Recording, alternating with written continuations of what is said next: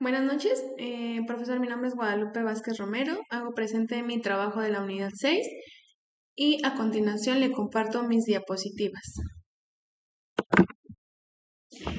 Dentro de esta exposición hablaremos sobre las controversias que existen en el tema de amparo.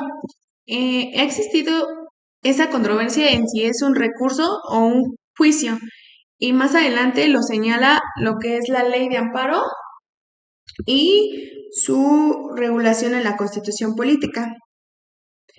El amparo en México es un mecanismo de defensa, de protección de los derechos humanos y sus garantías constitucionales de las personas que habitamos dentro de este país.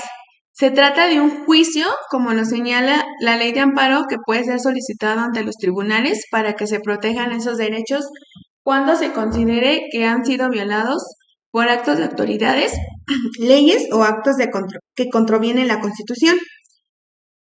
Este fundamento está regulado en el artículo 103 de la Constitución Política de los Estados Unidos Mexicanos y en sus diversas leyes secundarias, como es la Ley de Amparo. El amparo sirve para proteger a los individuos frente a actos de autoridades que puedan vulnerar sus derechos fundamentales. En el artículo 103 de nuestra Constitución Política Mexicana nos señala que los tribunales de la Federación resolverán toda controversia que se suscite, así como las normas generales, actos u omisiones de las autoridades que violen los derechos humanos reconocidos y las garantías otorgadas para su protección por esta Constitución, así como los tratados internacionales de los que el Estado mexicano sea parte. Las normas generales o actos de autoridad federal que vulneren o restrinjan la soberanía de los estados o la autonomía de la Ciudad de México, y las normas generales o actos de las autoridades de las entidades federativas que invadan la esfera de competencia de la autoridad federal. ¿Qué son los derechos fundamentales? Según para Ferrojali, son derechos fundamentales todos aquellos derechos subjetivos que correspondan a todos los seres humanos en cuanto dotados del estatus de personas o de ciudadanos o de personas capaces de actuar. Los derechos fundamentales son universales e inalienables y se caracterizan por ser leyes del más débil. El artículo 1 de nuestra Constitución mexicana nos señala que en los Estados Unidos mexicanos todas personas gozarán de derechos humanos reconocidos en la Constitución y en tratados internacionales de los que el Estado mexicano sea parte.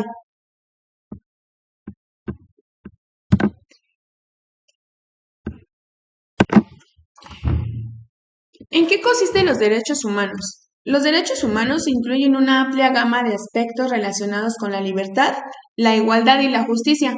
Algunos de los derechos más importantes que incluyen son los derechos a la vida y a la seguridad personal. Esto quiere decir que toda persona tiene derecho a vivir y a estar protegida contra la violencia y la agresión.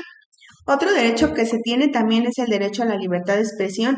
Las personas tienen el derecho a expresar sus pensamientos, opiniones o ideas libremente. El derecho a la educación. Toda persona tiene derecho a recibir educación sin discriminación. Derecho a la igualdad y a no ser discriminado. Todas las personas son iguales ante la ley y tienen derecho a las mismas protecciones sin distinción. También está el derecho a la libertad de pensamiento, conciencia y religión. Esto nos quiere decir que las personas tienen derecho a tener sus propias creencias, a cambiar de religión si así lo desean. También el derecho al trabajo. Esto quiere decir que todas las personas tienen derecho a trabajar en condiciones justas y favorables, pudiendo elegir libremente su profesión mientras sea lícito. Derecho a la salud.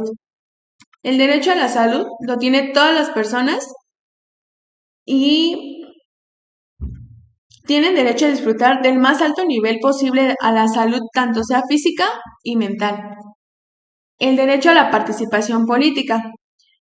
Todas las personas tienen derecho a participar en asuntos políticos de su país, ya sea votando o siendo elegidos para cargos políticos.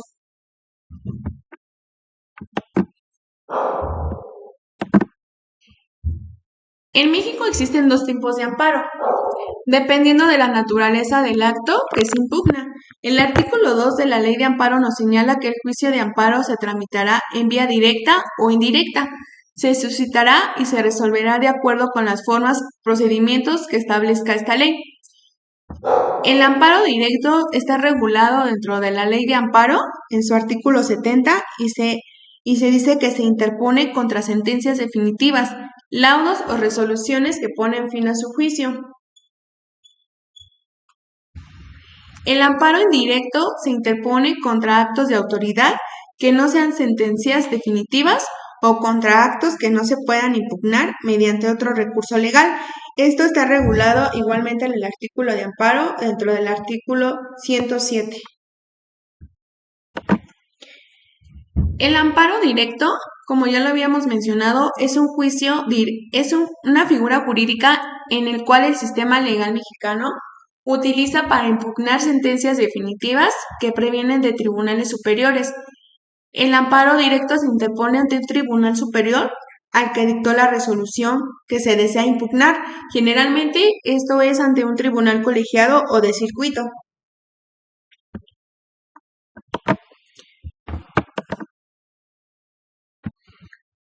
El amparo directo va contra sentencias definitivas, laudos o resoluciones que pongan fin al juicio, dictadas por tribunales judiciales, administrativos, agrarios o del trabajo, ya sea porque se violaron, porque ya sea que la violación se cometa en ellos o se cometa durante el procedimiento, afecte las defensas del quejoso, trascendiendo el resultado del fallo, o contra sentencias definitivas y resoluciones que pongan fin al juicio dictadas por tribunales de lo contencioso administrativo cuando éstas sean favorables al quejoso, para el único efecto de hacer valer conceptos de violación en contra de las normas generales aplicables.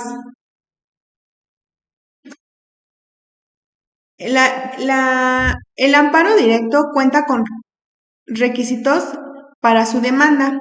Esto está regulado en el artículo 175 de la misma Ley de Amparo y nos señala que la demanda de amparo directo tiene que ser presentada ante un tribunal superior, generalmente en contra de sentencias definitivas como se había señalado anteriormente.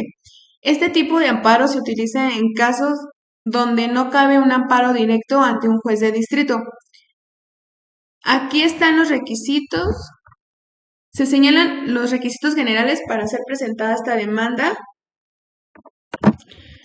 Los requisitos que se nos piden es la identificación del quejoso. Esto quiere decir que debe de ir su nombre, su denominación o su razón social del quejoso y también su domicilio para recibir notificaciones dentro de la jurisdicción correspondiente.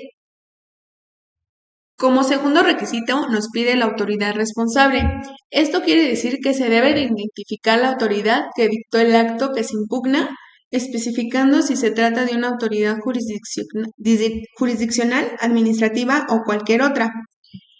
Como tercer requisito nos marca el acto quejoso, que es la descripción clara y precisa del acto que se impugna, ya sea de sentencia, resolución o laudo, indicando que el mismo es definitivo y afecta a derechos humanos. En este punto se debe mencionar cuándo y cómo se tuvo conocimiento de dicho acto. En el cuarto requisito nos señala los preceptos constitucionales violados. Aquí tenemos que hacer mención de los artículos de la Constitución Política de los Estados Unidos Mexicanos que se consideran que han sido violados por la resolución o el acto impugnado. Como quinto requisito nos pide el concepto de violación. En este concepto tenemos la exposición detallada de los argumentos legales, constitucionales y fácticos que demuestran cómo el acto que se impugna violenta los derechos del quejoso. Aquí se pueden explicar las razones por las cuales se considera que el acto afecta de manera directa de los derechos fundamentales. Como sexto requisito nos señala las pruebas.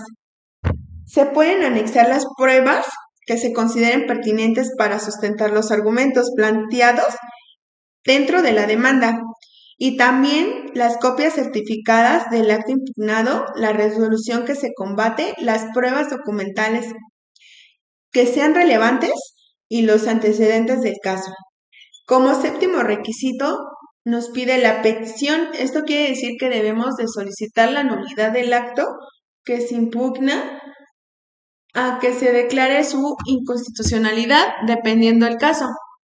Y también en la demanda debe quedar claro qué tipo de decisión se espera del Tribunal de Amparo.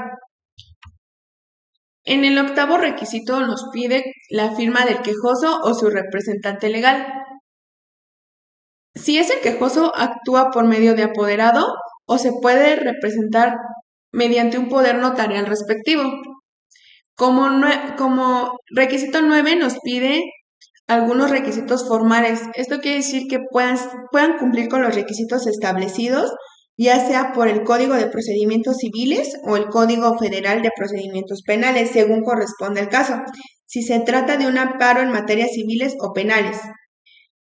Podemos presentar también la demanda dentro de los plazos establecidos para el amparo directo. Generalmente va de 15 días hábiles contando a partir de su notificación del acto impugnado. Esto está regulado en el artículo 199 de la misma ley de amparo. Para este procedimiento, una vez presentada la demanda de amparo,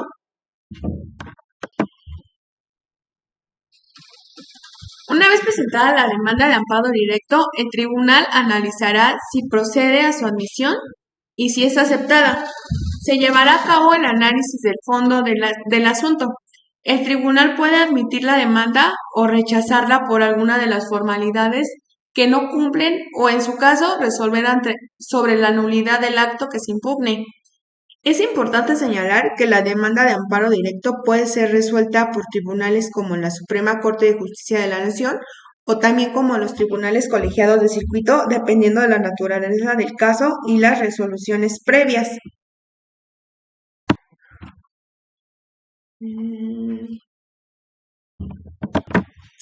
En conclusión, el juicio de amparo directo es un procedimientos en contra de las resoluciones, como pueden ser las sentencias definitivas, laudos o autos que se sientan los derechos de las personas. Ahora veremos el amparo indirecto. El amparo indirecto es una figura jurídica en el sistema legal mexicano que se utiliza para la protección de los derechos humanos de una persona frente a actos de autoridades que sean considerados como violatorios de sus garantías individuales. La demanda de amparo indirecto es una acción legal que se interpone ante un juez de distrito en México. Esto procede contra normas generales que por su sola entrada en vigor o con motivo del primer acto de su aplicación causen perjuicio del quejoso.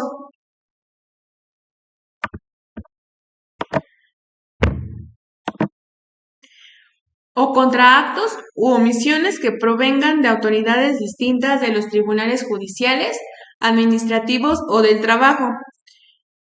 Contra actos u omisiones o resoluciones provenientes de un procedimiento administrativo seguido en forma de juicio, siempre que se trate de contra actos de tribunales judiciales, administrativos, agrarios o del trabajo realizados fuera de juicio o después de concluido.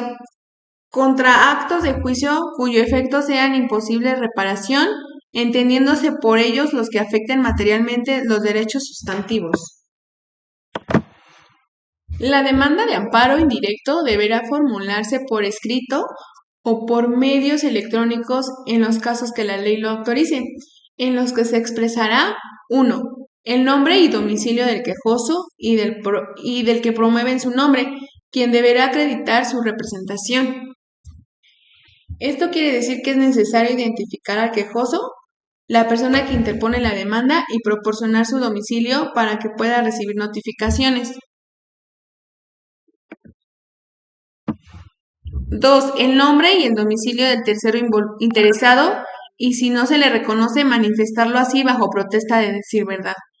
3. La autoridad o autoridades responsables.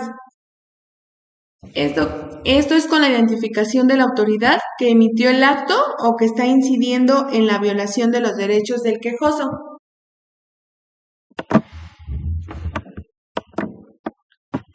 4. La norma general o acto u omisión que de cada autoridad se reclame.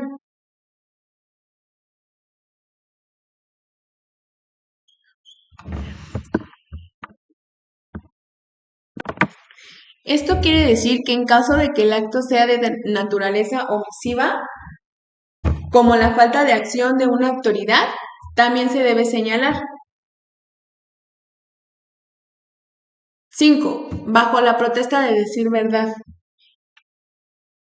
Esto es en los hechos o abstenciones que constituyan los antecedentes del acto reclamado o que sirvan de fundamento a los conceptos de violación.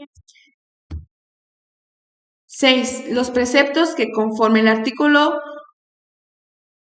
10 de esta ley contengan los derechos humanos y las garantías, cuya violación se reclame. 7. Si el amparo se promueve con fundamento en la fracción 2 del artículo primero de esta ley.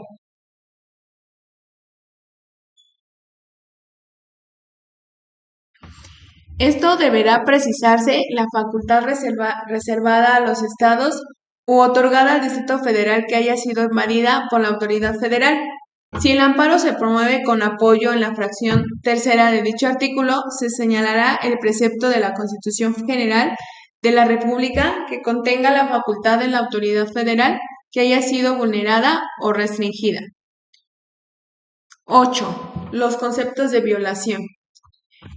Esto quiere decir que quejoso debe formular sus conceptos de violación o razones por las cuales considera que el acto de autoridad es inconstitucional o ilegal. Eso implica un análisis jurídico en el que se argumenta como el acto que viola sus derechos fundamentales.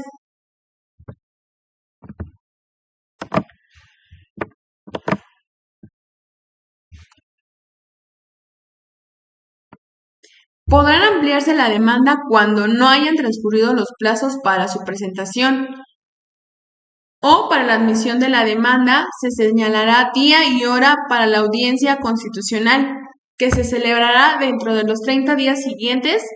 Pedirá informe con justificación a las autoridades responsables. Las audiencias serán públicas, abiertas y se procederá a la relación de las constancias. El quejoso podrá alegar verbalmente cuando se trate de actos que interponen peligro de privación de la vida, ataques a la libertad personal, fuera de su procedimiento, incomunicación, deportación o expulsión, o desaparición forzada de personas.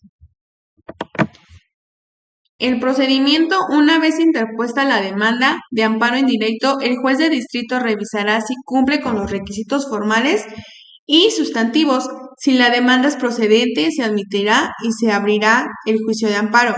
En caso de que la demanda no cumpla con los requisitos, el juez podrá requerir que se subsanen las omisiones o, en su caso, desechar la demanda. Es importante señalar que la demanda de amparo indirecto debe presentarse dentro del plazo correspondiente.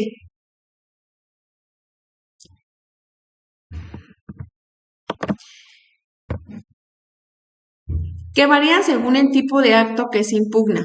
Si un acto es jurisdiccional, el plazo generalmente va dentro de los 15 días hábiles a partir de su notificación, de la sentencia o de la resolución, y si el acto de autoridad es administrativa o legislativa, el plazo puede ser de 15 días hábiles desde que se tiene conocimiento del acto. Este proceso permite que los ciudadanos protejan sus derechos fundamentales cuando estos son vulnerados por actos de autoridad, buscando que se respete la Constitución y los derechos humanos.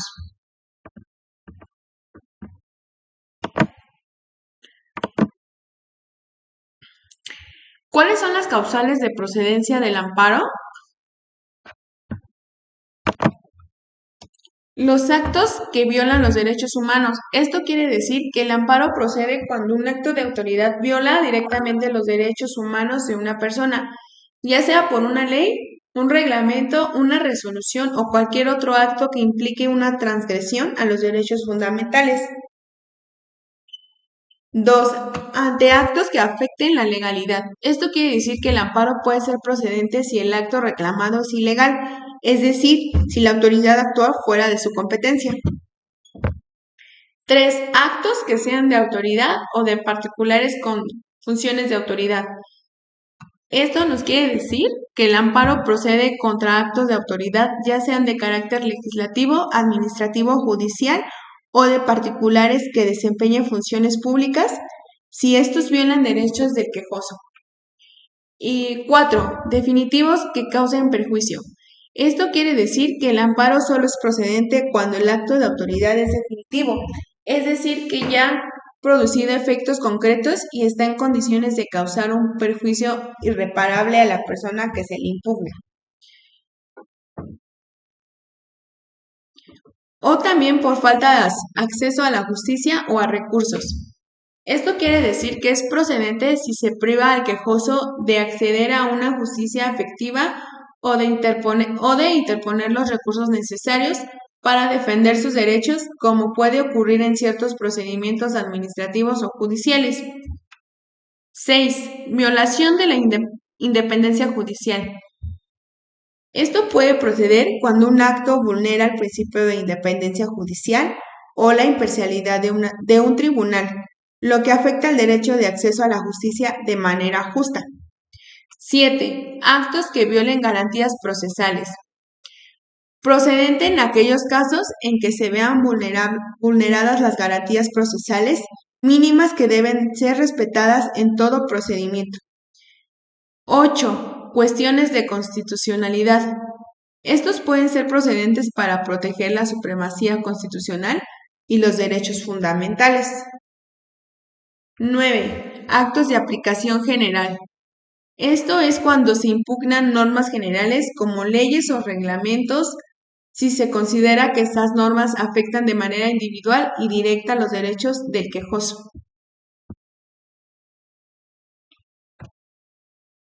Y 10. Violación a los derechos de grupos vulnerables. Este amparo también puede proceder cuando se afectan los derechos a las personas o grupos en situaciones de vulnerabilidad, como pueblos indígenas o personas con discapacidad o cualquier otra persona que sea objeto de discriminación o violencia estructural.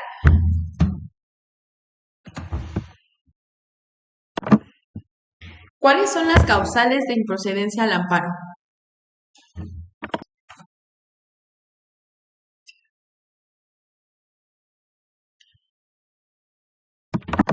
¿Cuáles son las causales de improcedencia en el amparo? En el juicio de amparo, las causales de improcedencia y sobreseimiento son situaciones en las que el tribunal considera que no debe continuar con el estudio del caso o no es procedente que se resuelva el fondo del asunto. A continuación les voy a explicar cada una de ellas. 1. Cuando el acto reclamado no es un acto de autoridad. Esto quiere decir si la autoridad que se impugna no tiene el carácter de autoridad o no ha emitido un acto que afecte de manera directa al quejoso, el juicio de amparo es improcedente. 2. Cuando el quejoso no tiene interés jurídico. Esto quiere decir si la persona que solicita el amparo no tiene un interés legítimo y directo en la resolución del acto reclamado, el amparo tampoco va a proceder. 3. Cuando la demanda de amparo es interpuesta fuera de tiempo. Si la demanda de amparo no se presenta dentro de los plazos establecidos por la ley, el juicio será improcedente y los plazos varían dependiendo del tipo de acto que se impugna. 4. Cuando el acto reclamado no es susceptible al amparo. Esto quiere decir que algunos actos no son susceptibles al amparo, como aquellos que son de carácter legislativo general y abstracto. Por ejemplo, las leyes o normas generales, salvo que convengan la Constitución. Y 5. Cuando el acto reclamado es una resolución que ya ha quedado firme. Si el acto ya ha sido ejecutado y no hay posibilidad de que el tribunal revierta sus efectos, tampoco va a proceder el amparo.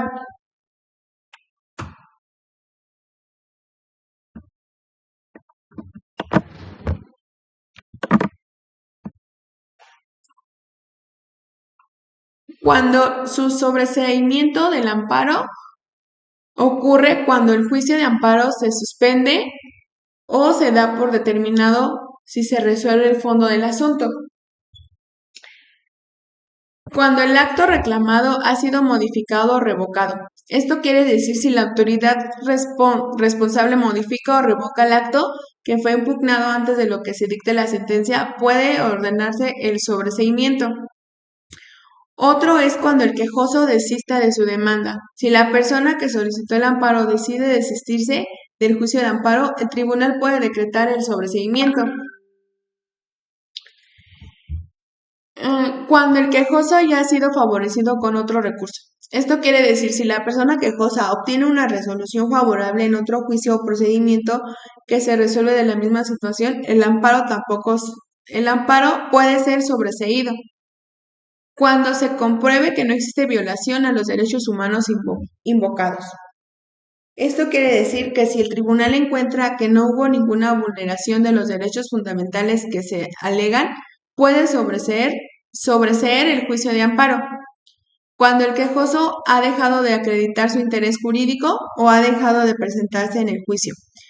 Esto quiere decir que si el quejoso pierde su interés legítimo o no participa activamente en el juicio, el tribunal puede declarar el sobreseimiento. Otro es cuando se presenta una causa de improcedencia que se verifica en cualquier momento del juicio. Si durante el proceso se advierte que el juicio no era procedente, como en el caso de la falta de interés jurídico, también puede decretarse sobreseimiento.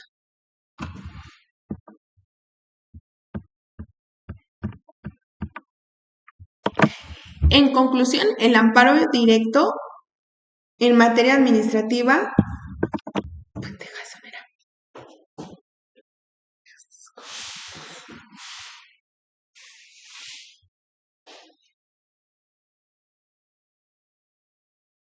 pero este que estábamos leyendo era en directo, ¿por qué dice directo? No, es que estamos hablando del ejemplo.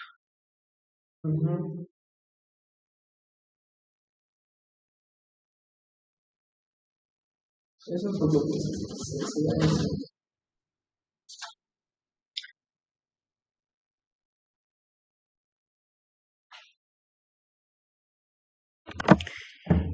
Con esta exposición concluimos los dos tipos de amparos que existen en México y que están regulados dentro de la Ley de Amparo y la Constitución Política de México.